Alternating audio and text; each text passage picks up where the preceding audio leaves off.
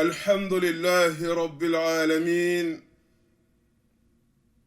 قيوم السماوات والأرضين إله الأولين والآخرين وأشهد أن لا إله إلا الله وحده لا شريك له وأشهد أن محمدا عبده ورسوله صلى الله وسلم عليه وعلى آله وأصحابه أجمعين. Toutes les louanges reviennent de droit à Allah, Seigneur des cieux et de la terre, lui qui fait exister et subsister l'univers tout entier, alors que lui-même n'a besoin de rien ni personne pour subsister. Il est la véritable divinité, seule et unique, des premières et des dernières générations. Et je témoigne qu'il n'existe aucune divinité digne d'adoration en dehors de lui, tout comme je témoigne que Muhammad sallallahu alayhi wa sallam est son serviteur et son messager. أما بعد عن معاذ بن جبل رضي الله عنه قال كنت رديف النبي صلى الله عليه وسلم على حمار فقال لي يا معاذ أتدري ما حق الله على العباد وما حق العباد على الله قلت الله ورسوله أعلم قال حق الله على العباد أن يعبدوه ولا يشركوا به شيئا وحق العباد على الله أن لا يعذب من لا يشرك به شيئا رواه البخاري ومسلم. Mu'adh ibn Jabal, qu'Allah soit satisfait de lui, qui est l'un des vertueux disciples du prophète Muhammad sallallahu alayhi wa sallam, l'un de ses nobles compagnons, nous dit: j'étais en compagnie du messager d'Allah sallallahu alayhi wa sallam sur un âne lorsqu'il m'a dit: ô Mu'adh, connais-tu le droit d'Allah sur ses serviteurs et le droit des serviteurs sur Allah? J'ai alors répondu: Allah et son messager sont bien plus savants. C'est alors qu'il m'a dit: le droit d'Allah sur ses serviteurs est qu'il l'adore seul, sans rien lui associer. Quant au droit des serviteurs sur Allah, et qu'Allah ne châtie pas quiconque l'aura adoré sans rien lui associer. Et ce hadith est un hadith authentique, rapporté par les deux imams, Al-Bukhari et Muslim, qu'Allah leur fasse miséricorde. حق الله على العباد أن يعبدوه ولا يشركوا به شيئا. هذا الحق حق واجب لأن الله رب العالمين خلقك وحده فلن يشاركه في خلقك أحد، والله تبارك وتعالى يرزقك وحده فلا يشاركه في رزقك أحد، وعار وعيب أن يكون الله هو الخالق وحده والرازق وحده ثم يؤكل خيره ويعبد غيره، كما قال تعالى: الحمد لله الذي خلق السماوات والأرض وجعل الظلمات والنور ثم الذين كفروا بربهم يعدلون. Ainsi, serviteur d'Allah, le droit d'Allah sur ses serviteurs est qu'il l'adore seul, sans rien lui associer. Le droit d'Allah sur ses serviteurs est qu'il l'adore seul, en pur monothéiste, sans rien lui associer. Et ce droit d'Allah est un droit obligatoire, car Allah, c'est le Seigneur de l'univers. et il t'a créé seul, et nul n'a participé à ta création. Tout comme Allah, qu'il soit glorifié et exalté, t'accorde ta subsistance seul, tout ce dont tu as besoin, la nourriture que tu consommes, l'eau que tu bois, les vêtements dont tu t'habilles, qui sont fabriqués à partir de fibres végétales ou animales ou autres, toutes ces choses, c'est Allah qui les crée. Et il les crée seul, sans que ne participe avec lui qui que ce soit. C'est pour cela que c'est absolument absurde et incohérent qu'Allah, alors qu'il est le seul et unique créateur, le seul et unique pourvoyeur de la subsistance, eh bien, les gens consomment la subsistance qu'il leur accorde, et pourtant, ils vont adorer autre que lui.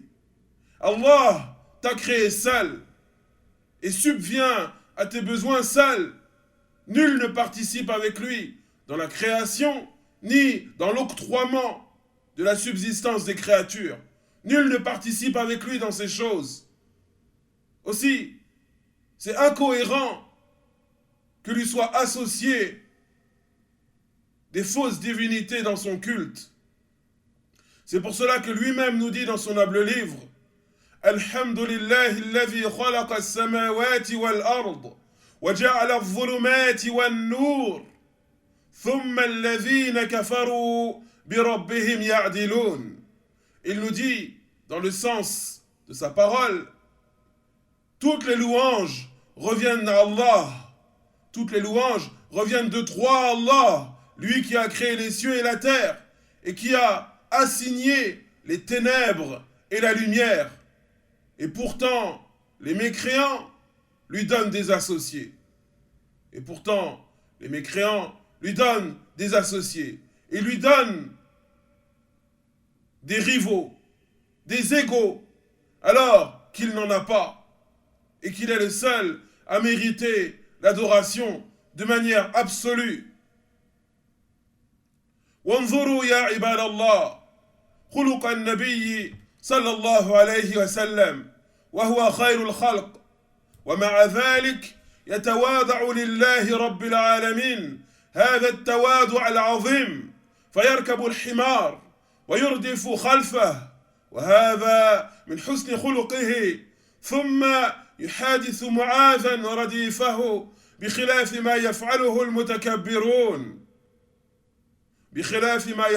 المتكبرون وأما النبي صلى الله عليه وسلم فلم يكن فيه من مذموم الصفات شيء بمرة. Et regardez la haute moralité, le noble comportement du prophète Mohammed sallallahu alayhi wa sallam, alors qu'il était la meilleure des créatures. Il est le meilleur des êtres humains ayant marché sur cette terre. Et pourtant, regardez la modestie dont il faisait preuve. Regardez à quel point il était modeste. Il se rabaissait et faisait preuve de modestie devant son Seigneur, le Seigneur de l'univers. C'est pour cela que sa monture était un âne. Un âne. Le prophète Mohammed sallallahu alayhi wa sallam monte sur un âne. Et en plus de cela, il prend avec lui Mu'adh. Mu'adh monte en croupe avec lui sur l'âne. Et il y avait une séparation entre lui et Mu'adh. Ils n'étaient pas collés l'un à l'autre. Il y avait une séparation entre eux. Ainsi, le plus noble de cette création, le prophète Mohammed sallallahu alayhi wa sallam, prend comme monture un âne. Et en plus de cela, il prend avec lui un de ses compagnons. Et c'est lui qui débute la conversation. Regardez le soin qu'il donne, l'attention qu'il donne à Mu'adh. C'est lui qui débute la conversation. et comparer ce noble comportement prophétique à ce que peuvent faire les grands de ce monde, entre guillemets, les grands, entre guillemets, de ce monde, parmi les riches banquiers, les hommes d'affaires, les gens qui ont des hautes fonctions dans les gouvernements, etc.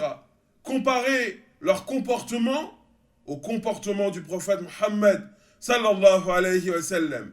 Le prophète Mohammed sallallahu alayhi wa sallam était doté d'une moralité éminente. Et il n'avait en lui aucun des mauvais comportements que l'on peut retrouver chez la plupart des êtres humains. Haqqullahi ala al-ibad an ya'buduh wa la yushriku bihi shay'a wa haqqul ibadi ala Allah an la yu'adhiba man la yushriku bihi shay'a. Haqqul ibadi ala Allah ikramun wa tafaddulun minhu تبارك وتعالى. هذا الحق ليس بواجب بل إكرام وتفضل من الله. وحق الله على العباد حق لازم على عبيده في أرضه، وهذا الحق له فضل عظيم بما يكفر من الذنوب وبما يرفع من الدرجات. Ainsi, le droit d'Allah sur ses serviteurs et qu'il l'adore seul sans rien lui associer. Qu'il l'adore en lui vouant un culte pur, exclusif. Tandis que le droit des serviteurs sur Allah est qu'Allah ne châtie pas quiconque l'aura adoré sans rien lui associer. Et en vérité, le droit des serviteurs sur Allah, eh bien, c'est une bonté, une grâce, une faveur de la part d'Allah envers ses serviteurs. Car nul ne peut imposer quoi que ce soit au Seigneur des cieux et de la terre. Nul ne peut imposer quoi que ce soit à Allah, le Seigneur des cieux et de la terre. Aussi, le droit que les serviteurs ont sur lui, eh bien, c'est plutôt une grâce, une faveur, un don que lui-même leur a accordé. Et c'est le fait qu'il ne châtiera pas quiconque l'aura adoré véritablement seul, sans rien lui associer. Quiconque aura réalisé pleinement et entièrement le tawhid. Et le droit d'Allah sur ses serviteurs, par contre, c'est un droit obligatoire, un droit exigé, un droit imposé à l'ensemble de ses serviteurs qui peuplent la terre, cette terre qui appartient à Allah, subhanahu wa ta'ala. Et le droit d'Allah, eh bien, de ce droit découlent de nombreux fruits. Et parmi ces fruits, le fait qu'Allah efface les péchés de ses serviteurs. Il pardonne à ceux qui l'adorent véritablement sans rien lui associer. Et il les élève en degrés. Et il les élève en degrés.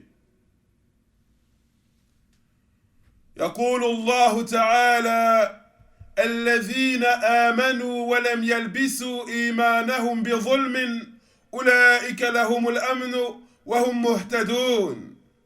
فأما الصحابة فقد شق عليهم لما نزلت الآية وظنوا أن الظلم هنا وما يكون من ظلم العبد نفسه مع ربه من أجناس المعاصي فجثوا على الركب وقالوا يا رسول الله أينا لم يظلم نفسه فقال لهم ألم تسمعوا قول العبد الصالح يعني لقمان يا بني لا تشرك بالله إن الشرك لظلم عظيم.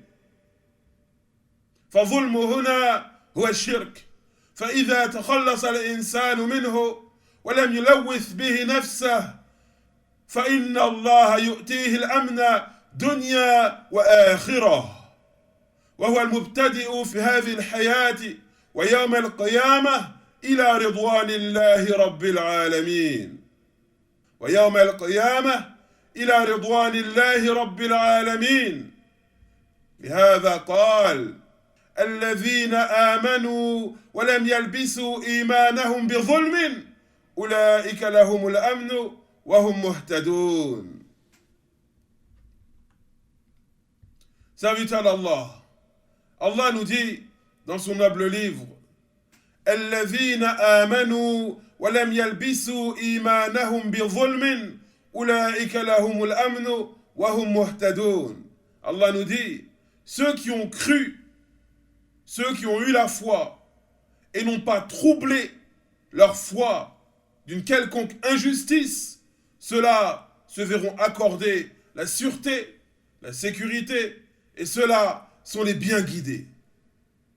Ceux qui ont cru, ceux qui ont eu la foi et qui n'ont pas troublé, qui n'ont pas mélangé leur foi à quelconque injustice, ceux-là se verront accorder la sûreté, la sécurité, et ceux-là sont les bien guidés.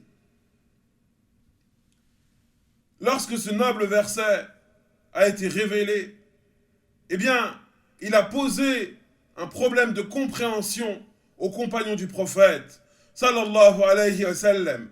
Ils n'ont pas saisi immédiatement son véritable sens. Ils ont cru que l'injustice qui était citée ici, dans ce noble verset, eh bien, c'était les péchés que commettent les serviteurs. Et dans ce verset, Allah nous informe que ceux qui n'ont pas troublé leur foi d'une quelconque injustice se verront accorder la sûreté, la sécurité. Et ils se sont dit, lequel d'entre nous ne commet pas de péché? Lequel d'entre nous ne commet pas de péché? Il ne nous sera pas accordé la sûreté et la sécurité. Et ils sont tombés à genoux devant le messager d'Allah, sallallahu alayhi wa sallam, en lui disant Ayyuna lam yazlim nafsah, lequel d'entre nous ne commet pas d'injustice envers sa propre personne, c'est-à-dire lequel d'entre nous ne commet pas de péché. C'est alors que le messager d'Allah, le prophète Muhammad sallallahu alayhi wa sallam, leur a clarifié le sens de ce verset en leur disant Alam tasma'u qawl al-abdi salih, n'avez-vous pas entendu la parole du serviteur pieux, c'est-à-dire Luqman, qui a dit à son fils, comme Allah nous le rapporte dans son noble livre, dans la sourate Luqman, Ya bunay, la tushrik billah, inna shirka la zulmun azim. Luqman a dit à son fils, alors qu'il l'exhortait, alors qu'il lui donnait des recommandations, la première des recommandations qu'il lui a données est celle-ci. Ô mon fils, ne donne pas d'associé à Allah. Ô mon fils, ne commets pas le polythéisme, car assurément, le shirk, le polythéisme, est une injustice énorme. Ainsi, le prophète Muhammad, sallallahu alayhi wa sallam, leur a montré, leur a clarifié que le terme injustice cité dans le verset précédent, eh bien, signifiait le shirk, le polythéisme. C'est ainsi qu'Allah nous dit الذين آمنوا ولم يلبسوا إيمانهم بظلم أولئك لهم الأمن وهم مهتدون. C'est-à-dire, ceux qui ont eu la foi et n'ont pas troublé leur foi avec du shirk, avec du polythéisme, ceux-là se verront accorder la sûreté, la sécurité, et ceux-là sont les bien guidés. Le prophète Muhammad, sallallahu alayhi wa sallam, leur a montré que ce qui était voulu par le terme injustice, ici, dans ce verset, eh bien, c'est le shirk, le polythéisme, le fait d'adorer Allah et de vouer des actes d'adoration, qu'ils soient petits ou grands, à d'autres divinités, de fausses divinités bien entendu. Ceci est la plus grande des injustices. Comme l'a dit Luqman, Ya bunay, la tushrik billah, inna shirka la zulmun azim. Ô mon fils, ô mon enfant, ne commets pas de shirk. Ne fais pas de polythéisme. N'aie pas de croyance de polythéisme. Ne commets pas d'acte de polythéisme. Car assurément, le polythéisme, le shirk, est la plus grande des injustices. C'est assurément la plus grande des injustices. Car Allah subhanahu wa ta'ala t'a créé seul. Et il t'accorde ta subsistance seule. Cet air que tu respires, cette eau que tu bois, ces aliments que tu consommes, c'est Allah qui te les accorde. Et nul ne participe avec lui dans le pourvoiement, dans l'octroiement de la subsistance. C'est pour cela qu'adorer autre qu'Allah ou destiner des adorations à autre qu'Allah, c'est du shirk, du polythéisme, et c'est la pire des injustices. Et le serviteur, lorsqu'il se préserve du shirk, ou lorsqu'il se débarrasse du shirk, des croyances de shirk, des actes de shirk, lorsque le shirk ne pollue pas sa personne, eh bien, Allah accorde à ce serviteur la sûreté, la sécurité, l'apaisement du cœur dans cette vie d'ici-bas et la sûreté et la sécurité dans l'au-delà, au jour de la résurrection. Et cette sûreté et cette sécurité commence ici-bas. Et ce n'est qu'un début. Et elle se poursuivra au jour de la résurrection, dans la vie future, dans la vie de l'au-delà. Lorsque la personne se verra comblée d'entrer dans le vaste paradis d'Allah, dans lequel se trouve ce qu'aucun œil n'a jamais vu, ce qu'aucune oreille n'a jamais entendu, ce qu'aucun esprit n'a jamais imaginé, et ce qu'aucun cœur n'a jamais ressenti. الذين آمنوا ولم يلبسوا إيمانهم بظلم أولئك لهم الأمن وهم مهتدون. Ceux qui ont cru, ceux qui ont eu la foi et qui n'ont pas troublé, qui n'ont pas mélangé leur foi, leur croyance avec du shirk, avec du polythéisme, ceux-là se verront accorder la sûreté, la sécurité, et ceux-là sont les bien guidés. Et nous demandons à Allah de nous placer parmi ceux-là. Et nous demandons à Allah, de par ses beaux noms et ses qualités élevées, de nous placer parmi ceux qui n'auront pas troublé leur foi, leur croyance de shirk et de polythéisme. Il est certes capable de toutes choses. Wa sallallahu ala nabiyyina Muhammad wa ala alihi wa ashabihi ajma'in walhamdulillahi rabbil alamin.